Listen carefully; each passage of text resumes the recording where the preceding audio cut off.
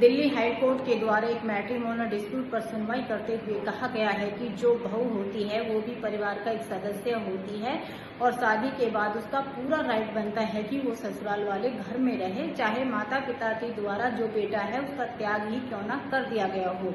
इस मामले की सुनवाई जस्टिस संजीव नरूला के द्वारा की जा रही थी। इसमें मामला यह था कि एक सास के द्वारा अपील की गई थी कि जिस प्रॉपर्टी में जो बहू रह रही है वह उसके पति की स्वयं अर्जित प्रॉपर्टी है, अर्थात उसने वह खुद कमाकर जो है प्रॉपर्टी खरीदी है।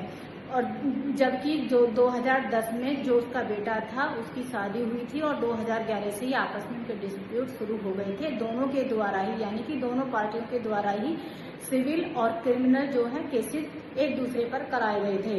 तो जो पेरेंट्स थे उनके द्वारा बेटे को घर से निकाल दिया गया था और उनसे अपना रिश्ता तोड़ लिया गया था। तो इस पे दिल्ली हाई कोर्ट के द्वारा कहा गया कि बेशक माता पिता के द्वारा अपने बेटे से सारे रिश्ते तोड़ लिए गए हैं और उसका त्याग कर दिया गया है, लेकिन फिर भी एक बहू का राइट बनता है कि वो ससुराल वाले घर में रहे। यदि सास ससुर को उसको घर से निकालना है तो उसको सिर्फ लीगल प्रोसेस के द्वारा ही घर से निकाला जा सकता है। ऐसे एक विवाहिता को किसी भी घर से नहीं निकाला जा सकता है। तो इसी प्रकार की लीगल जानकारी के लिए मुझसे जुड़े रहें, लाइक और फॉलो करते रहें।